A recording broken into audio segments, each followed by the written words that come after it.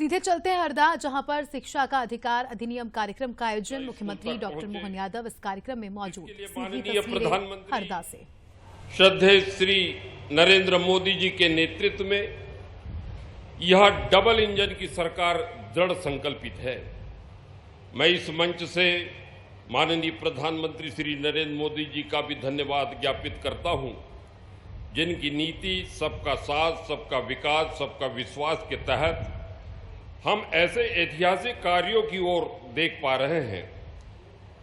मुख्यमंत्री डॉक्टर मोहन यादव जी भी इसी भावना के साथ आगे मध्य प्रदेश को स्वर्णिम मध्य प्रदेश बनाने की साधना में रत है और उनका हर कदम जनता के हित में है। शिक्षा केवल डिग्री पाने का माध्यम नहीं, बल्कि समाज को बदलने का सबसे सशक्त शक्तिशाली हथियार है। इस पहल से लाखों बच्चों को नई रोशनी मिलेगी। बच्चों, जब हम पढ़ते थे तो विद्यालय पुराने कबेलू और टप टप पानी टपकता था। बरसात में जब घर जाते थे तो माँ कहती थी कि बेटा क्यों आ गया, तो हम कहते थे कि माँ स्कूल पूरा पानी गिरने से सब गीला हो गया है। बच्चों, जब हमको जो मिड डे मील हमको मिलता था तो दलिया मिलती थी, सिर्फ दलिया। 60 वर्षों तक जिन्होंने शासन किया उस कालखंड में सिर्फ दलिया मिलती थी और टपकने वाले विद्यालय, न कोई पुस्तक, न कोई कॉपी, न कोई साइकिल, न किसी प्रकार की कोई सुविधा। लेकिन देश के यशस्वी और संवेदनशील प्रधानमंत्री और मध्य प्रदेश के संवेदनशील शुभंकर मुख्यमंत्री डॉक्टर मोहन यादव जी, ये डबल इंजन की सरकार की वजह से भाइयों बहनों, आज हमारे गरीब तबके के जो हमारे छात्र छात्राएं, हमारे बच्चे हैं, बेटे और बेटियां हैं, अच्छे पक्के विद्यालयों में भी अध्ययन कर रहे हैं। बच्चों को अच्छा पोषक भोजन मिले, उसके लिए पूड़ी भी बनती है, सब्जी भी बनती, हलवा भी बनता और विविध प्रकार की सब्जियां, विविध प्रकार के व्यंजन बनाए जाते हैं मिड डे मील के रूप में, ताकि हमारे गरीब बच्चों को अच्छा पोषण मिल सके, शारीरिक, मानसिक और भावनात्मक रूप से भी वो फिट रह सके। भाइयों बहनों, आज मैं प्रदेश के यशस्वी मुख्यमंत्री आदरणीय डॉक्टर मोहन यादव जी के प्रति लोकसभा क्षेत्र और पूरे प्रदेश के जो हमारे गरीब परिवार के हमारे बच्चे हैं, जो प्राइवेट स्कूल में जो पढ़ाने में हमको असुविधा होती थी, सरकार आज 8,45,000 विद्यार्थियों का शिक्षा शुल्क जमा करने के लिए आज एक बार हमारे बीच में प्रदेश के यशस्वी मुख्यमंत्री जी हमारे बीच है। एक बार यहाँ के पूर्व मंत्री माननीय कमल पटेल जी, माननीय कमल जी यहीं से हमारे स्कूल जीवन के, कॉलेज जीवन के, विद्यार्थी परिषद के कई कारण से हरदा से मेरा इनका संबंध रहा है।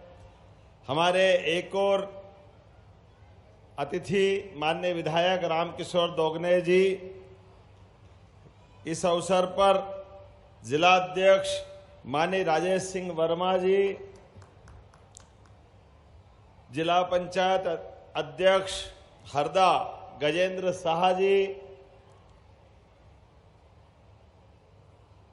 सचिव शिक्षा विभाग संजय गोयल जी, पूर्व विधायक संजय शाह टिमरनी जी, हमारे छोटे भाई और लोकप्रिय नेता हैं, दर्शन सिंह गहलोत जी, जिला पंचायत के उपाध्यक्ष, और इस अवसर पर हमारे इस पूरे क्षेत्र के सभी आगंतुक भाई बहनों, प्यारे बच्चों, आप सबको प्रणाम करता हूं, आपका नमस्कार करते बधाई देना चाहता हूं। नर्मदा महारानी का आशीर्वाद वाला पूरा क्षेत्र और नवरात्रि का महीना चल रहा है, तो एक बार जयकारा लगाए, बोलिए नर्मदे महारानी की। क्या धूमधाम से हमारे बच्चे बैठे हैं और नवरात्रि का समय है।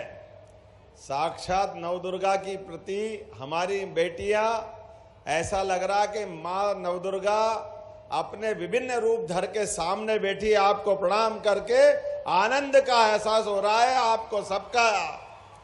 और आपकी इस खुशी से आज का ये जो कार्यक्रम है, सच्चे अर्थों में तो चीफ गेस्ट हमारा मंच नहीं है, हमारे बच्चे हैं चीफ गेस्ट। इनके लिए जोरदार अभिनंदन करो। कितनी बड़ी संख्या है, कितना बड़ा दायरा, पूरे प्रदेश के अंदर आज का जो कार्यक्रम हो रहा है, इस कार्यक्रम में एक साथ 2-3 काम हो रहे हैं। एक काम यहीं पर इसी जगह जब मैं लोकार्पण भूमि पूजन देख रहा हूं तो यहां हरदा के टिमरनी में एक नया स्कूल के साथ प्रयोगशाला के लिए 1 करोड़ 30 लाख की लागत से 4 क्लासरूम और लेबोरेटरी, जोरदार अभिनंदन करें एक नई सौगात के लिए। आदिवासी विभाग का टिमरनी का एक छात्रावास लगभग 4 करोड़ की लागत से खिरकिया के अंदर टिमरनी का भी भूमि पूजन हो रहा। जोरदार ताली बजाएं इस बात के लिए। विद्युत विभाग का 11 केवी का एक नया सब स्टेशन, ग्रामीण यांत्रिकी की जनपद पंचायत के भवन का 5.5 करोड़ की लागत से इसका भूमि पूजन। जब मैं बोलता जा रहा हूं तो थोड़ा अभिनंदन भी करते जाओ ये नई सौगातों का।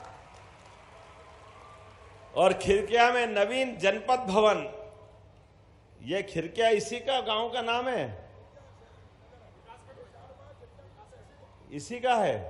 तो ताली वाली बजा के बताया तो मालूम पड़े, नहीं तो कहां से मालूम पड़ेगा। जब मैं आपके बीच में सौगातें दे रहा हूं, एक हॉस्पिटल भी मिल रहा है लगभग 3 करोड़ की लागत से, जोरदार अभिनंदन करें। बहुत सारी उपलब्धियां हैं। मैं आज के इस अवसर पर यहां जब आपसे बात कर रहा हूं तो ये नवरात्रि के साथ इतने सारे बच्चे और बच्चों की संख्या बताई मंत्री जी ने, लगभग 8.5 लाख बच्चे और 20,000 स्कूलों में। कितना सौभाग्य हमारा, हमारे नए इस दौर के परिवेश में इतना बढ़िया भव्य भवन, स्कूल कैंपस देख के आनंद आ गया। ऐसे प्राइवेट स्कूलों के लिए भी जोरदार अभिनंदन करें, अपने विद्यालयों के लिए। शिक्षा में ये बघेल जी का स्कूल है और ऐसे पूरे प्रदेश के अंदर। लेकिन ये भी बात याद रखो, प्राइवेट स्कूल है तो क्या हो गया, हमारे सभी वर्गों के, कोई बात नहीं, परिवार में थोड़ी आर्थिक स्थिति कम होती ज्यादा होती है, लेकिन सरकार है ना आपके साथ। तो हर चौथे बच्चे को हमारी सरकार के माध्यम से प्राइवेट स्कूल में पढ़ाने की फीस हमारी सरकार दे रही है। जोरदार अभिनंदन करें इस मामले में। स्कूल वही, व्यवस्था वही, पढ़ाने की सारी बातें, लेकिन जो सक्षम है वो बाकी फीस वो भर दे। लेकिन थोड़ा सा कमजोर है तो सरकार थोड़ी कमजोर है, सरकार को पैसे देना चाहिए कि नहीं देना चाहिए हमारे बच्चों को आगे पढ़ाने के लिए। अरे हमारे बच्चे के पढ़ेंगे लिखेंगे आगे बढ़ेंगे तभी तो देश आगे बढ़ेगा। यशस्वी प्रधानमंत्री श्रीमान नरेंद्र मोदी जी का जोरदार अभिनंदन करें।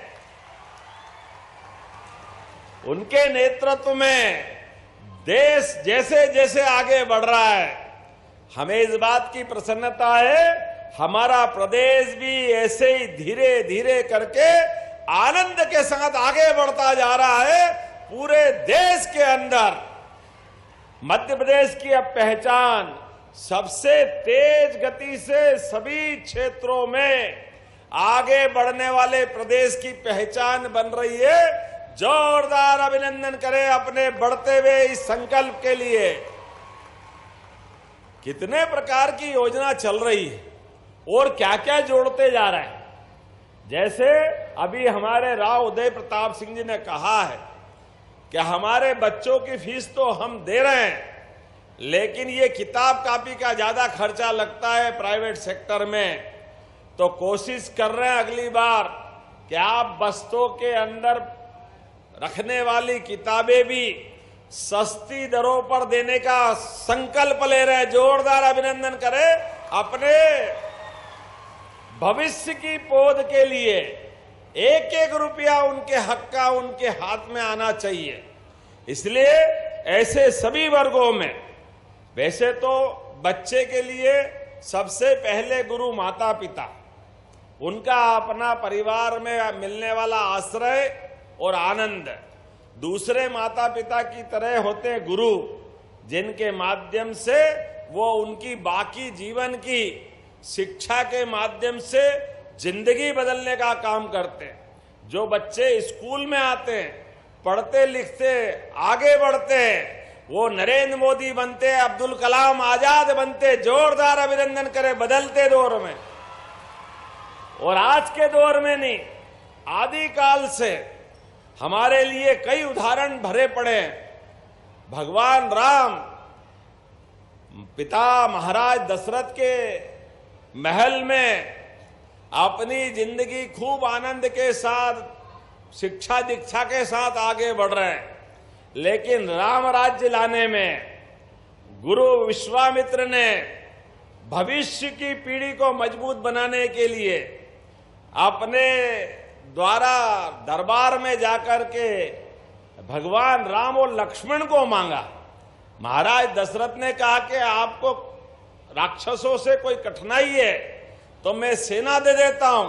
उनने कहा नहीं, ने कहा मैं खुद चलता हूं। बोले आप भी नहीं, केवल आपके राजकुमारों को दीजिए।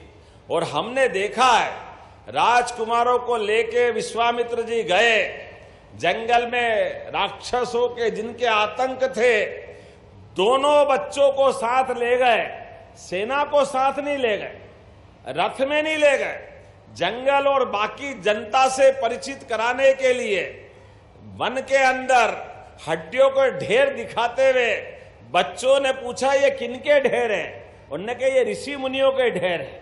ये किसका आतंक है? उन्होंने कहा मारीच, सुबाहु, त्रिजटा, ऐसे कई राक्षस यहां आतंक कर रहे हैं। बच्चों को इस बात का सुनकर के उनका पौरुष जगाने का काम विश्वामित्र जी ने किया और यहीं से भगवान राम की श्री राम बनने की तरफ का संकल्प पूरा होता है। हमारे लिए राम अलग से एक रूप में आते हैं। बोलो जय जय श्री राम।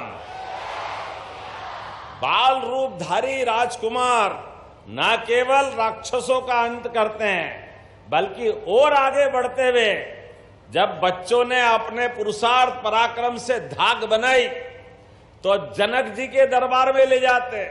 स्वयंवर हो रहा है, दुनिया के बड़े बड़े राजा महाराजा के बीच भगवान राम से परिचित होता दुनिया। और ऐसे में स्वयंवर में वो धनुष को तोड़ करके दुनिया में डंका बज गया। बोलो जय जय श्री राम। ये युवाओं की शक्ति पहचानने का मौका था। आ रहा है दशहरा, हम सब भगवान राम का वो पराक्रम देखेंगे। रावण तो बाद में मारा, रावण को लज्जित करने का काम भगवान ने माता सीता के स्वयंवर में करके दिखाया था। ये हमारा गौरवशाली अतीत है। ये बच्चों का पराक्रम है, पुरुषार्थ है। ना केवल स्वयंवर जीता, बल्कि माता जी को अपना करके जीवन भर सिया राम के माध्यम से जाने गए। ये माता के आधार पर हमारी संस्कृति की परंपरा है। जब तक राधा जी नहीं बोलो, कृष्ण कन्हैया प्रसन्न नहीं होते हैं। जब तक सीता जी का नाम नहीं आए, भगवान का राम का नाम पूरा नहीं होता है। बोले जय जय सिया राम। और पार्वती जी का नाम नहीं बोलो तो खाना ही नहीं मिलता है। नमः पार्वती पते हर हर महा। क्या आनंद आता है ये हमारी संस्कृति में। माता बहनों का ये जो आशीर्वाद मिलता है, कभी किसी से कोई तुलना हो सकती है क्या? लेकिन ये नालायक कुछ लोग हमारी माता बहनों का अपमान करते हैं। हम लाडली बहनाओं को पैसे देते हैं, उनकी जिंदगी में मदद करते हैं, तो कुछ नालायक कहते हैं कि ये बहनें शराब पीती है, ये पैसे नहीं देना चाहिए। बताओ, शर्म आना चाहिए कि नहीं आना चाहिए उनको? हमारी माता बहनें अपने जीवन में पूरे घर के अंदर सबको आनंद देने के लिए माता बहनें अपने भाई को, पिताजी को, बुजुर्गों को, सबके लिए अपनी बची हुई थाली का खाना भी अपना उनको खिला करके आनंद महसूस करती। एक किसी को कष्ट हो तो एक एक पैसा बचा के रखा हो, वो पैसा अपने दवाई में, व्यवस्था में लगा करके खुश होती है। कभी माता बहनें उल्टा काम नहीं करती, लेकिन जिसकी दृष्टि टेढ़ी वो टेढ़ा देखता है। तिरछा देखे दुनिया, दुनिया उसको तिरछी दिखती। दुनिया तिरछी नहीं है भाई, तेरी निगाह सही कर ले, दुनिया अपने आप सही दिख जाएगी। ये संसार का नियम। जैसी रही भावना, जैसी भगवान उसको वैसे दर्शन देता है। लेकिन कुछ लोग है कि मानते ही नहीं है। अब इनका क्या करें, उनको उनके हाल पे छोड़ते। हमारे द्वारा आज ये बच्चों को भी स्कूल में पहुंचाने के लिए हमारी सरकार लगभग 500 करोड़ रुपए दे रही है। जोरदार अभिनंदन करें बच्चों के लिए। हमारे इस देश की संस्कृति है आदिकाल से। स्कूल का क्या महत्व है, भगवान कृष्ण के जीवन से सीखना पड़ेगा। 5000 साल पहले भगवान ने अपने ग्वाल बाल के संग गोकुल वृंदावन से आकर के, और गांव की संस्कृति को भगवान ने कितना ध्यान रखा है, ये हमारे लिए प्रेरणा के पुंज है। भगवान ने सब छोड़ दिया। मथुरा आने के पहले बांसुरी रख दी। माता यशोदा से कह दिया कि मां अगर मैं आप वापस नहीं आया तो माखन भी नहीं खाऊंगा। सब छोड़ने को तैयार है, लेकिन गांव से रिश्ता बनाने के लिए उनने जीवन भर मोर मुकुट धारण करके रखा। बोलो मोर मुकुट बंसी वाले की। भगवान का वो गांव से प्रेम है। भले ही लोग उस समय सोने का मुकुट, चांदी का मुकुट, क्या क्या नहीं चलता था, लेकिन सब बेकार है। वो मोर मुकुट का आनंद नहीं ले जब तक उनको चैन नहीं पड़ता था। ये भगवान कृष्ण ने हमको सिखाया है। ये गांव की संस्कृति से प्रेम बताता है। ये एहसास हमको रखना है। चाहे किसी जगह चले जाएं, अपनी जड़ों को नहीं भूलना है।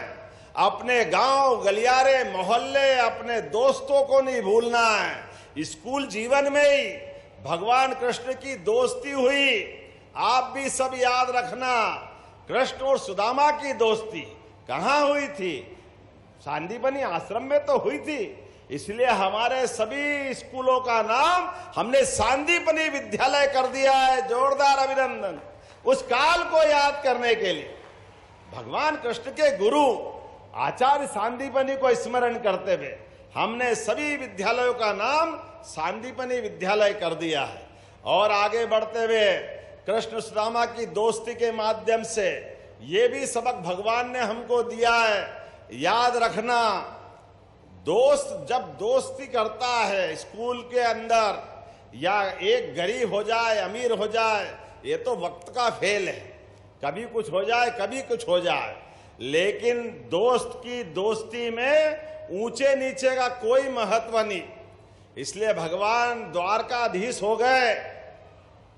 द्वारकाधीश होने के बाद भी सुदामा आया फटीचर कपड़े में।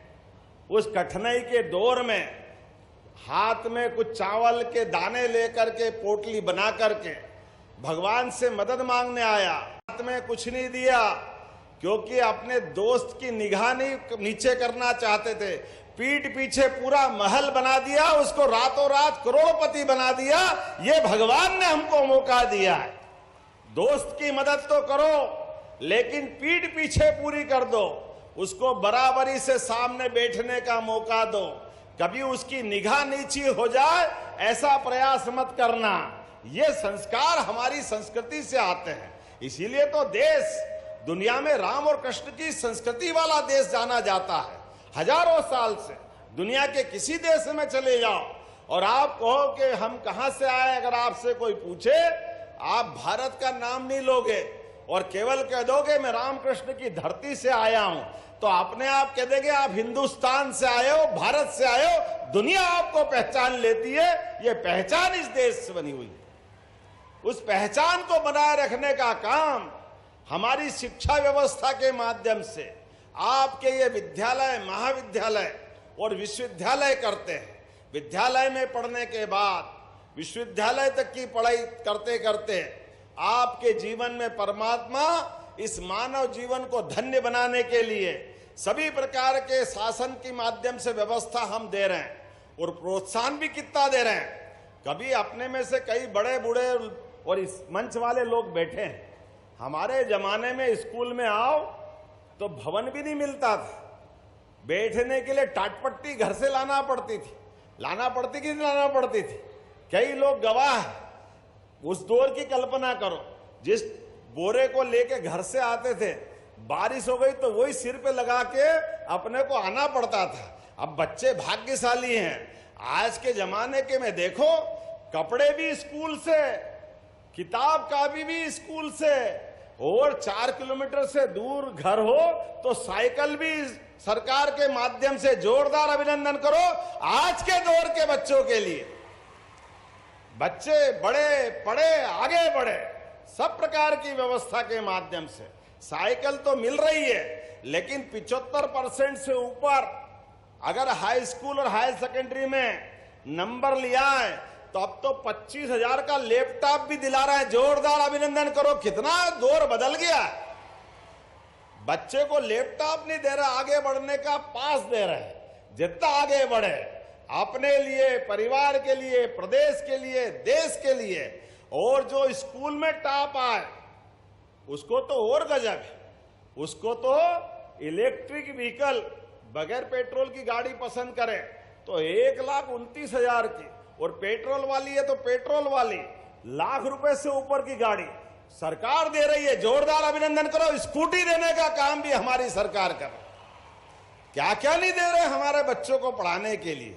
और भवन भी देखो, बड़े बड़े सांदीपनी विद्यालय 40-40 करोड़ के।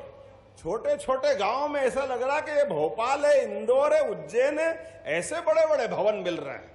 आज बदलते दौर में शिक्षा का पूरा आमूल चूल परिवर्तन करते हुए इसके अंदर सारी सुविधा देने का काम हमारी सरकार के माध्यम से कर रहे हैं। आज जब मैं आपसे बात कर रहा हूं तो कितनी प्रकार की चीजें हैं।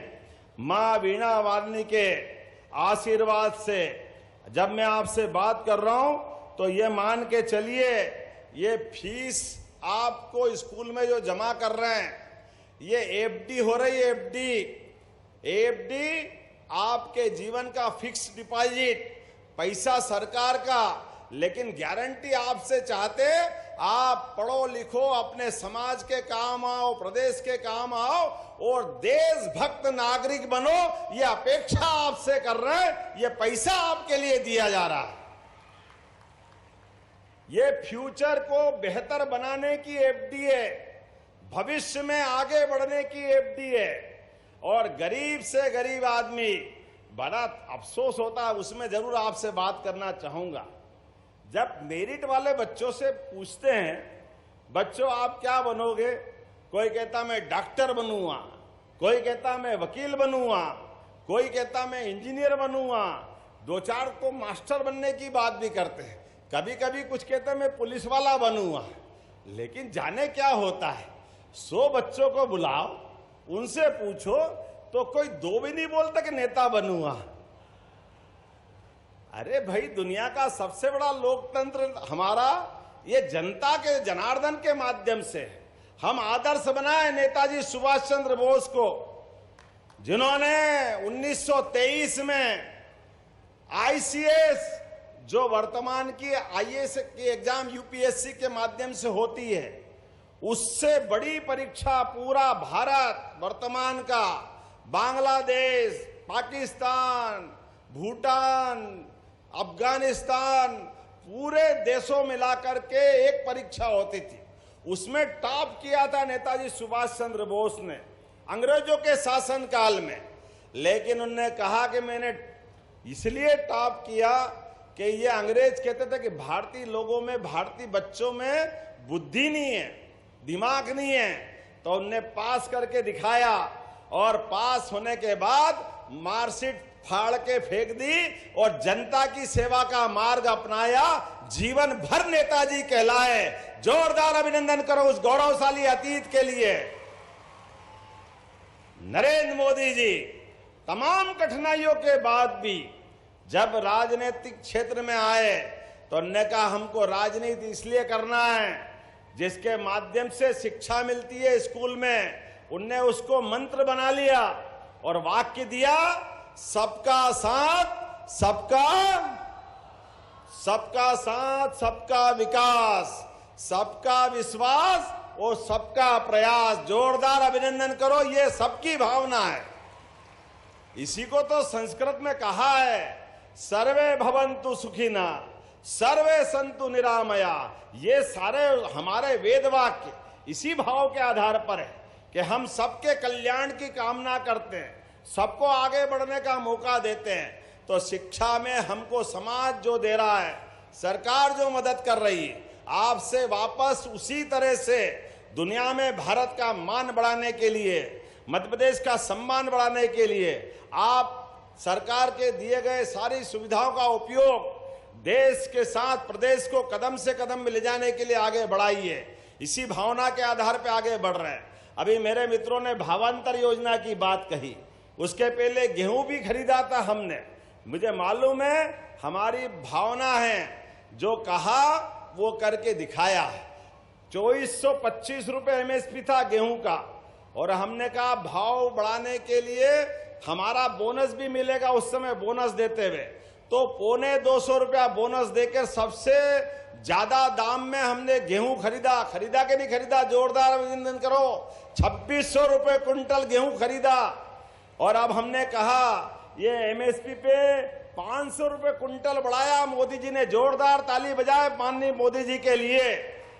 गए साल 448 रुपए का था सोयाबीन, अब की बार 5328 हुआ, 5300। और 5300 में भी हमने कहा किसान क्यों लाइन में लगे, क्यों जब जगह जगह हाथ जोड़े, तोल कांटे वाला परेशान करे, दलाल परेशान करे, माल ऐसा हो गया वैसा हो गया, जाने क्या क्या नाटक हो गया। हमने कहा सब नाटक बंद कर दो। पहले तो कहा कलेक्टरों से कि सब अपनी मंडी में ड्यूटी लगाएंगे, माल अच्छी से अच्छी कीमत में मिले, कोई बेईमानी नहीं होना चाहिए।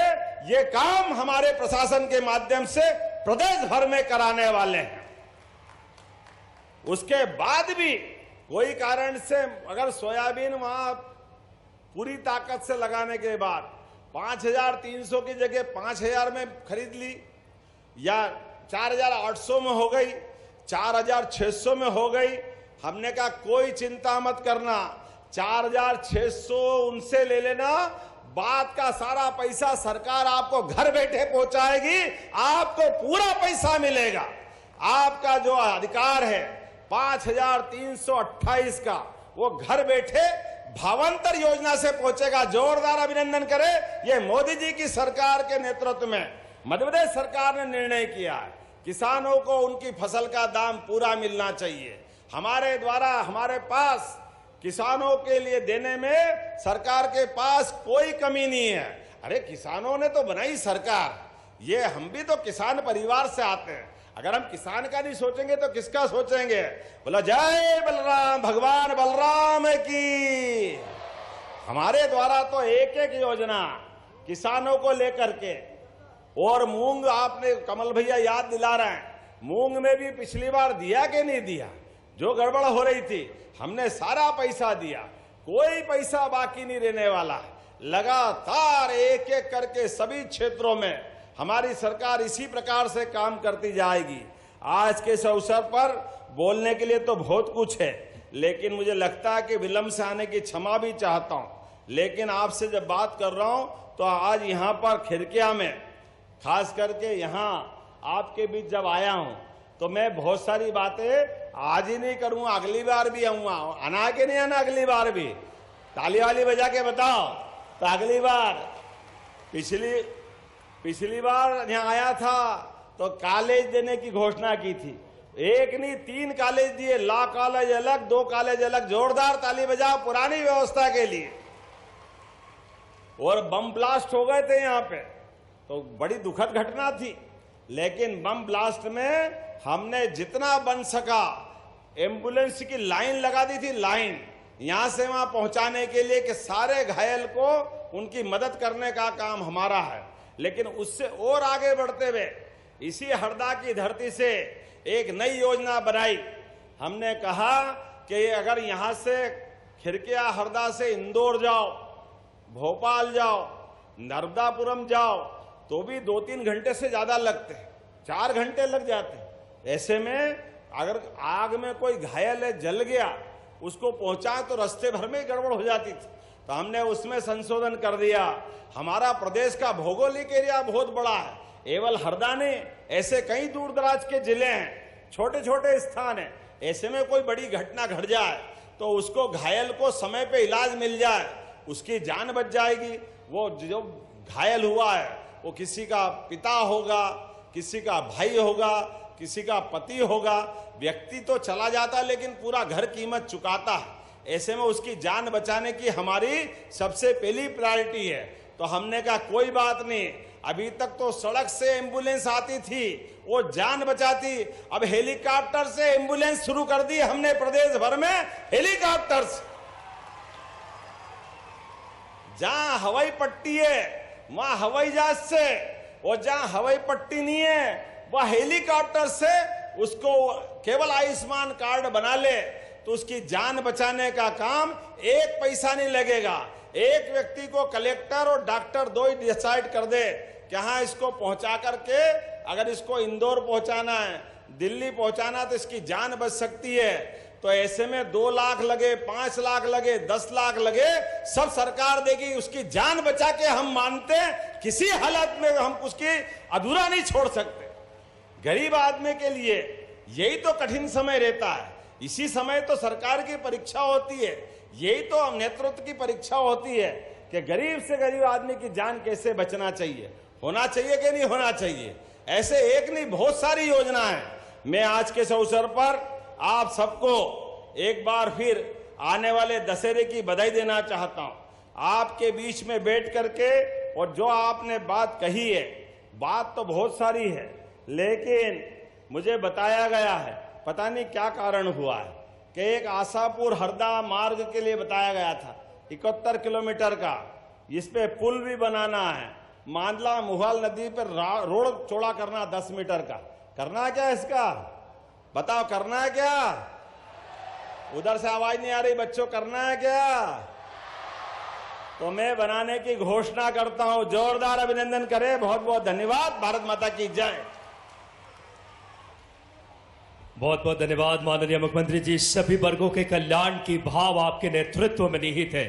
जोरदार तालियां बजाएं। आज लगभग 500 करोड़ की राशि का अंतरण किसान कल्याण, गरीब, युवा, छात्र, सम्यक दृष्टि से मध्य प्रदेश को विकास की गति देने वाले माननीय मुख्यमंत्री जी। और अब जिला पंचायत अध्यक्ष आदरणीय गजेंद्र शाह जी से सादर आग्रह, आभार व्यक्त करें। आज के माननीय मुख्यमंत्री जी के जिले के प्रवास कार्यक्रम पर उपस्थित मंचासीन हमारे प्रदेश के सम्माननीय मुख्यमंत्री डॉक्टर मोहन यादव जी, शिक्षा मंत्री हमारे उदय प्रताप सिंह जी, पूर्व कृषि मंत्री सम्माननीय कमल पटेल जी, हरदा विधायक सम्माननीय रामकिशोर दोगने जी, राजेश वर्मा जी, जिला भाजपा अध्यक्ष श्री संजय गोयल। तो हरदा को बड़ी सौगात मुख्यमंत्री डॉक्टर मोहन यादव ने दी थी और सीधा कार्यक्रम देख रहे थे आप।